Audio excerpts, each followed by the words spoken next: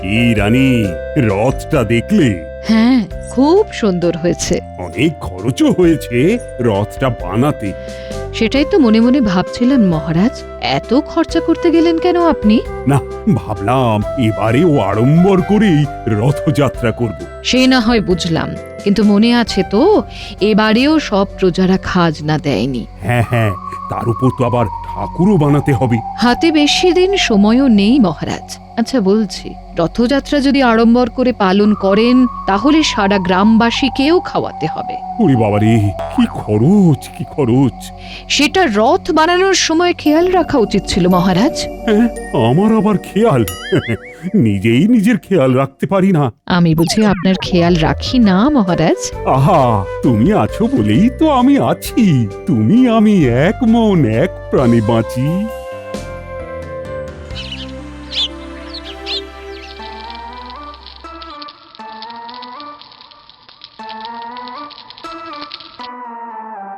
গিন্নি, কি বানাচ্ছো বলো তো?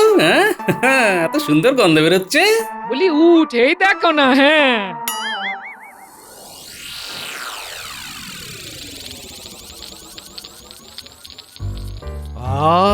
কি গিন্নি, মনে হচ্ছে আজ পাঁপড় ভাজছো? হ্যাঁ, ভাবলাম খিচুড়ি বসিয়ে দিয়ে পাঁপড় ভাজা দিয়ে খাবো। আহাহাহাহাহা! গরম গরম খিচুড়ি খেতে কি স্বাদ! গিন্নির হাতের রান্নার আবার প্রশংসা করতেই হচ্ছে আজ। সকাল সকাল প্রশংসা শুনলে কাজে লাগে না মন, মনে হয় বসে থাকে তোমার পাশে সারাক্ষণ। ভালো বলেছো। তোমার গিন্নি হয়ে এইটুকু যদি না বলতে পারি। ঠিকই তো, না হলে ভাত ডাল খাইয়ে কি লাভ হলো? কি বললে তুমি? এই না না না না, বলছিলাম ভাত ডালে খিচুড়ি হয়। চালে ডালে খিচুড়ি হয়, এখনো শিখলে না? দেখি রথ উপলক্ষে দুদিন ছুটি পাওয়া যায় কিনা। তাহলে তোমায় নিয়ে 2 দিন মায়ের বাড়ি ঘুরে আসবো। আচ্ছা আচ্ছা, দেখি দেখি মহারাজকে গিয়ে বলি। হ্যাঁ,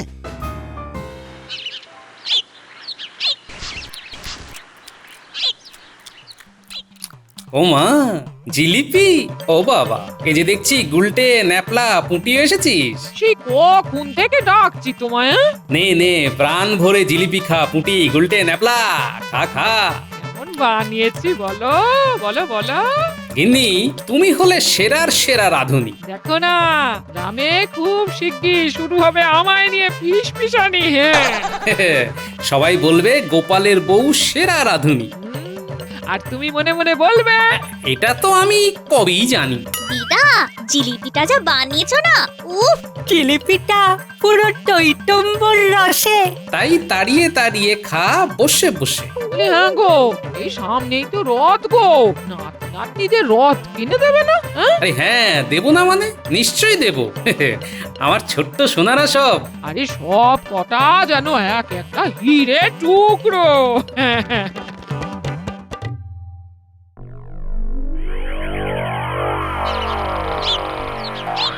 জাহাপানা, ডাকার জন্যে করুন ক্ষমা, একটু উঠুন বসে। কে কে? ও, তুমি? আগে একটা খবর দিতে হয়েছি হাজির। তা কি এমন খবর শুনি যার জন্য তুমি হাজির হলে এক্ষুনি? জাহাপানা, আর ঠিক 3 দিন বাদে রথযাত্রা উৎসবে বলো বলো, থামলে কেন? আমাদের সব রাঁধুনিরা চাইছে ছুটি। রাঁধুনিরা ছুটি নিলে খাবো কি, দুধ রুটি? তাছাড়া ওই দিন আছেটা কি? তারা ছুটি নিয়ে সব যাবে কৃষ্ণনগরে। শুনলাম সেখানে নাকি রথের উৎসব পালন হবে দারুণ করে। বলো কি উজির? আগে হ্যাঁ নবাব, যাবেন নাকি দেখতে একবার? সেখানে গিয়ে কি হবে?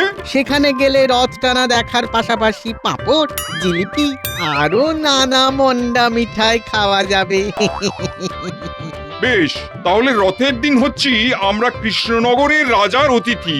এই খবরটা দিয়ে কৃষ্ণচন্দ্রকে পাঠিয়ে দাও চিঠি। বেশ, তাহলে লিখে দেব, রথের দিনে আপনি, আমি আর আমাদের সকল কর্মচারীগণ আশা করছি পাবো রাজা কৃষ্ণচন্দ্রের সাদর সম্ভাষণ। রাজা পড়বে ফাপড়ে। ঠিক করে আতিথেয়তা না পেলেই করব গোলমাল। কৃষ্ণনগরের পরিস্থিতি হবে টালমাটাল।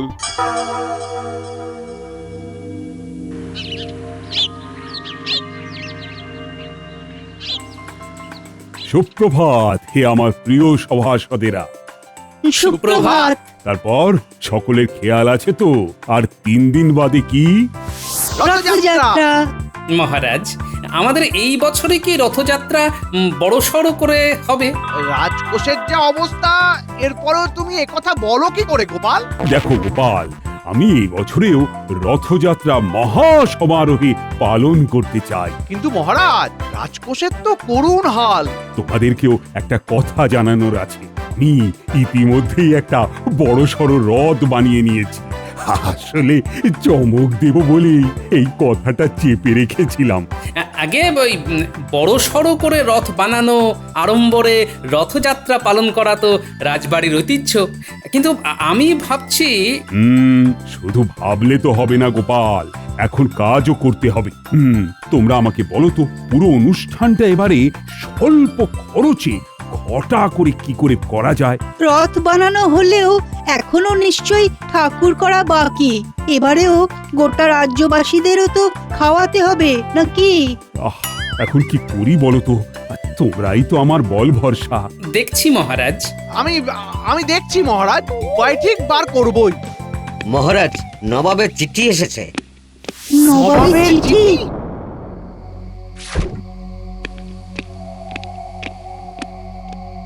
চিঠিটা খোলার আগে আমি ছুটির কথাটা বরং মহারাজকে বলি।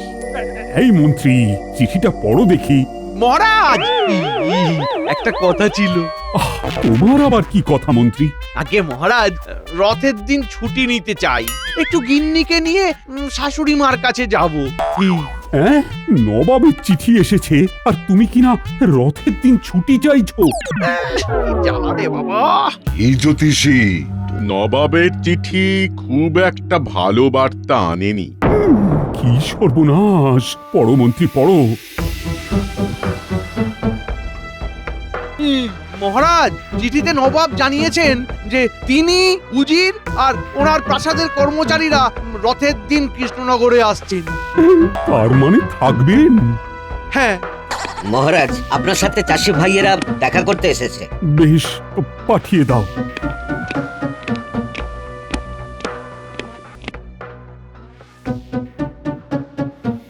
মহারাজ, দেখলাম অনেক বড় রথ হয়েছে, এবারে আমাদেরও একটু দেখুন। মহারাজ, আমরা তো এবারে না খেতে পেয়ে মরে যাব মহারাজ। মহারাজ, জানেনই তো এই কটা মাস না ফসল ফলাতে পেরে আমাদের কি করুণ হাল হয়েছে। সবই বুঝছি, কিন্তু তোমরা খাজনা দাওনি বলেই তো আমারও তো রাজকোষের বাজে অবস্থা। দয়া করে এইভাবে মুখ ফিরিয়ে নেবেন না, আমাদের রোজগারের কিছু একটা বন্দোবস্ত করে দিন মহারাজ, তাহলে আমরাও খাজনা দিতে পারবো। তোমরা শান্ত হও আর এখন যাও, মহারাজ দেখছেন কি করা যায়। সকলেই দেখছো তো আমার এখন কি অবস্থা। একে আসছেন নবাব, তার উপরে প্রজাদের দূর করতে হবে দুরবস্থা, ওদিকে ঠাকুর বানাতেও হবে, সব মিলিয়ে নিতে হবে চট জলদি কোনো ব্যবস্থা। বলো মন্ত্রী, বলো গোপাল, কিভাবে কি হবে? আগে মহারাজ, আমায় কিছু থলি মোহর দিয়ে দিন, তাই দিয়ে আমি সব ব্যবস্থা করে দেব। হ্যাঁ মন্ত্রী মশাই, আপনাকে কথলি মোহর দিয়ে মহারাজ আবার ভাবতে বসুন এই ব্যাপারটা নিয়ে। আমি কাজের কাজ করি, তোমার মতো বাজে কবিতা বলি না। বাজে কবিতা বলতেও লাগে ছন্দ, আপনার তো তাও নেই। অবশ্য আমারও নেই কোনো ধন্দ। দেখুন মহারাজ, আমার সাথে এক পোটোর চেনা আছে, সে ঠাকুর গড়ে দেবে। মানে কালকে ভোরেই আমি তাকে ডেকে কথা বলে নিচ্ছি। তারপরে রথ যেহেতু টানা হবেই, সেক্ষেত্রে আপনি রাজ্যের সকলকে বলুন যে যা মুখরোচক খাদ্য বানাতে পারে সেই সবের পসরা নিয়ে আমাদের দ্বারা আয়োজিত খাদ্য মেলায় যাতে চলে আসে। তার মানে তুমি বলছো আমাদের এখানে রথযাত্রা উপলক্ষে খাদ্য মেলার আয়োজন করতে? আজ্ঞে মহারাজ, খাবারের দোকান দিলে ওদেরও আয় হবে, আর আয় হলে রাজকোষ আবার ভরে উঠবে। নবাব, উজির ও তাদের কর্মচারীরাও নানা ধরনের ওই মুখরোচক খাবার খেয়ে খুশি হবেন। খাদ্য মেলায় পাঁপড়, মিষ্টি, জিলিপি, চপ, সিঙ্গারা। নবাবকে বলবেন, আহা কি খাদ্য মেলার না আয়োজন করেছো তোমরা। মহারাজ মহারাজ আমার কথাটা শুনুন, এসবে কাজ হবে না। আমায় কথলি মোহর দিন, আমি সব করে দেব। মহারাজ, মন্ত্রী মশাইকে বরং আপনি ছুটি দিয়ে দিন। সেই ভালো, আর সব ব্যবস্থা তো তুমিই করছো। হ্যাঁ মহারাজ। মন্ত্রী, রথের দিন তুমি বরং ছুটিটা নিয়েই নাও। আসলে তোমার তো কোনো কাজও নেই। গোপাল গোপাল, ভুলে যেও না যে আমি কিন্তু মন্ত্রী। রাজসভায় সবার সামনে আমায় অপমান করে তুমি ভালো করলে না মোটেও। এই যে এখন বরং আসুন, আমাদের অনেক কাজ পড়ে আছে। তোমায় আমি দেখে নেবো গোপাল।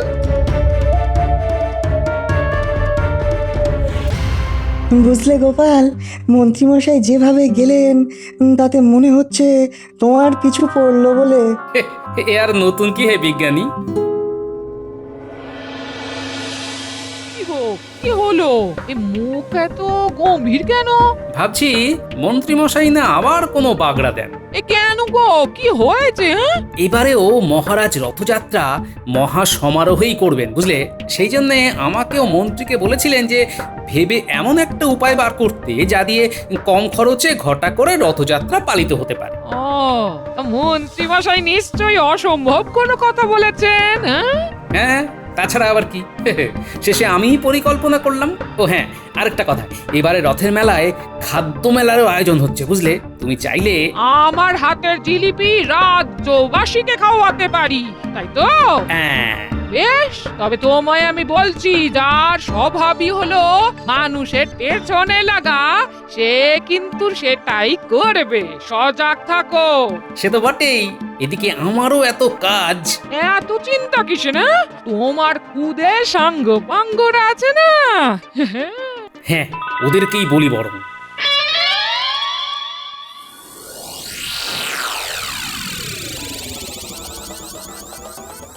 কি ছুটি দিল? হ্যাঁ সে দিয়েছে, তবে ওই বেটা গোপাল ঘোর অপমান করেছে। তুমি এত ছাড়বে না নিশ্চয়? যত বদ বুদ্ধি আছে কাজে লাগাবে। সে আর বলতে। যাও, কলঘর থেকে হাত পা ধুয়ে এসো, তারপর গরম গরম চা খেতে খেতে বরং সব শোনা যাবে। যাও। শোন, বলছি কি, আমার এখন কাজের খুব চাপ, তাই তোরা মন্ত্রীর বাড়িতে গিয়ে একটু নজর রাখতো। ওরে বাবা, তার মানে সে আবার কোনো বদমাইশি করবে মনে হচ্ছে। ওই জন্যই তো তোদের নজর রাখতে বলছি। তুমি কোনো চিন্তা করো না, আমরা এক্ষুনি যাচ্ছি। এই সাবধানে যাস বাবারা, সাবধানে যাস। তুমি চিন্তা করো না দিদা, একদম বিড়ালের মতো পা টিপে টিপে যাবো।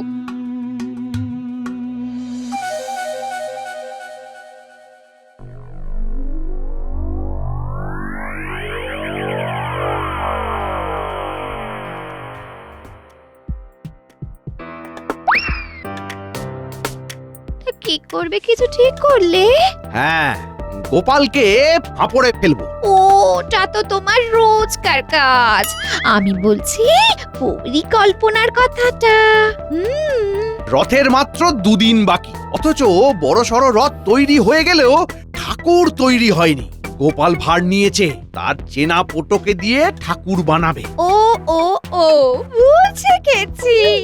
তাহলে পটো উধাও হয়ে যাবে, তাই তো?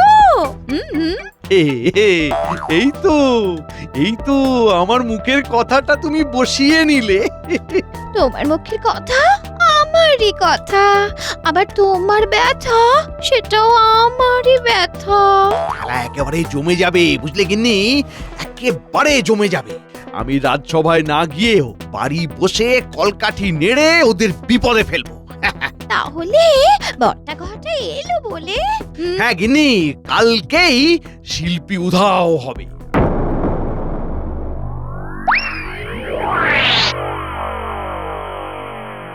কি বলছিস? পটোকে উধাও করবে বললো? হ্যাঁ দাদু, নিজের কানে শুনলাম। আচ্ছা, তাহলে তো আমায় এক্ষুনি উল্টো কোনো চালের কথা ভেবে রাখতে হচ্ছে। বলি, ছেলে মেয়েগুলো এত যে খাটলো, ওদের কিছু একটা দেবে না? নিশ্চয়ই দেব গিন্নি, আমার খেয়াল আছে। এই ঝামেলাটা কাটলেই ওদের জন্য রথ নিয়ে আসবো। ও, এই পুটি, তোর বাবা বাড়ি আছে তো? হ্যাঁ আছে গোপাল দাদু? শিগগির একবার ডেকে আনতো। কি ব্যাপার মন্ত্রীমশাই, অনেকদিন পর খোঁজ নিলেন যে? নিশ্চয়ই ওই ভাঁড়টাকে বেকায়দায় ফেলতে হবে। বাজে কাজ ছাড়া তোদের আর মনে পড়ে না রে। আপনি এমনিতে খুব একটা ভালো কাজ বোধহয় করেনও নি। তাই আমাদের আর ভুলতেও পারেন না মন্ত্রী মশাই। বাজে কথা ছেড়ে কাজের কথাটা শোন। মোহরের থলিটা দিয়ে কাজের কথাটা বললে কানে বেশি করে কথাগুলো ঢুকবে। কি বলবো আর তোদের।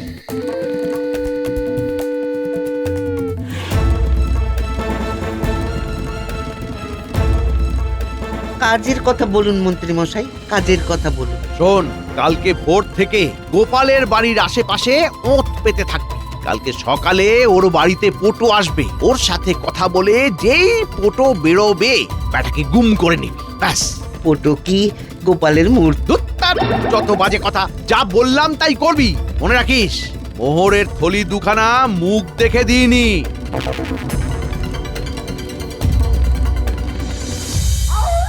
বলো গোপাল দাদা। শোনো, রথযাত্রা উপলক্ষে গ্রামে খাদ্য মেলা হবে। সেই মেলায় তোমাদের গ্রামবাসীদের ভিতরে যে যা মুখরোচক খাবার বানাতে পারো সেই সবের পসরা নিয়ে হাজির হয়ে দোকান দিতে পারো। বাহ, তাহলে তো আমাদেরও 2 পয়সা আয় হবে। হ্যাঁ, এই তোমাদের কথা ভেবেই এই সিদ্ধান্ত নেওয়া হয়েছে। তাহলে আমি এক্ষুনি গিয়ে গ্রামে বলে দিই সবাইকে। কাল সকাল হলেই রাজপেয়াদা এসে এই খবরটা সবাইকে দিয়ে দেবে। তুমি এখন আমার সাথে যাবে, তোমার অন্য একটা কাজ আছে। কি কাজ গোপাল দাদা? শোনো, মহারাজ আমাকে যেহেতু রথযাত্রার সব ব্যবস্থার ভার দিয়েছেন, সেহেতু মন্ত্রীমশাই রেগে গেছেন আর আমায় ফাঁপড়ে ফেলতে চাইছেন। উনি চাইছেন আমি যে পোটোকে দিয়ে ঠাকুর বানাতে চাইছি তাকে গুম করে দিতে। তা আমায় কি করতে হবে গোপাল দাদা? তোমায় একটু কষ্ট করে পোটোর ছদ্মবেশ ধরতে হবে, বুঝলে? আর একটা দিন বটা ঘটার আস্তানায় থাকতে হবে। আচ্ছা, আর এই সুযোগে তুমি আসল পোটোকে দিয়ে ঠাকুর গড়িয়ে নেবে, তাই তো? হ্যাঁ, একদম তাই। তোমায় ছদ্মবেশ যেটা দিচ্ছি তুমি সেটা ধারণ করে কালকে একদম সকাল সকাল আমার বাড়ি চলে আসবে। আর বাড়ি থেকে বেরিয়েই বটা ঘটার হাতে গুম হয়ে যাব, তাই তো? আমি আসছি তাহলে। গিন্নি, আমি একটু আসল পোটোর বাড়ি যাচ্ছি, বুঝলে? হ্যাঁ, তুমি বরং এক্ষুনি যাও। কাল থেকে তো পুরো নাটক শুরু হবে। হ্যাঁ হ্যাঁ, পুরো আটক নাটক।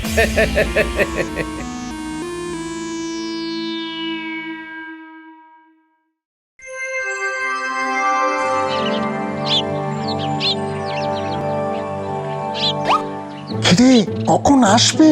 কি করে জানবো? আমাকে বলেছে নাকি? এমন খিচুচ্ছিস কেন? তা কি করবো বল? এই মন্ত্রী আর গোপালের ভিতরকার ঠান্ডা যুদ্ধ যে কবে শেষ হবে। যা বলেছিস। উফ, পোড়োটা যে কখন আসবে। এই ওটা, ওই দেখ।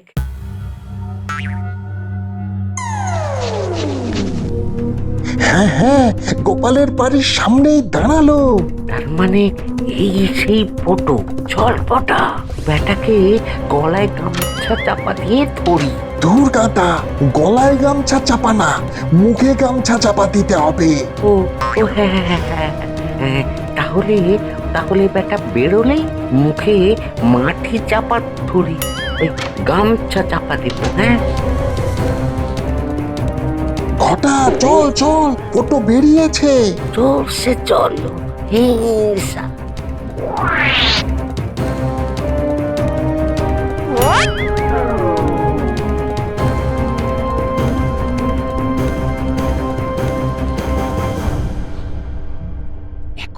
দেখো, ওষুধে কাজ হয়েছে। হ্যাঁ, কার ওষুধ দেখতে হবে তো। আর কাল সবই, এটাও একটা কথা।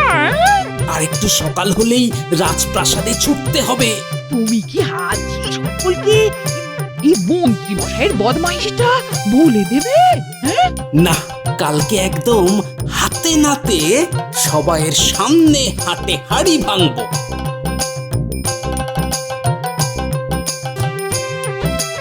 তাহলে তুমি বলছো গোপাল, কালকে একদম সঠিক সময়ে ঠাকুর এসে যাবে? গোপালকে দায়িত্ব দেওয়া মানে একদম নিশ্চিন্ত হয়ে যাওয়া মহারাজ। আমি তাহলে আসছি, চিন্তা করবেন না, সব ব্যবস্থা করা আছে।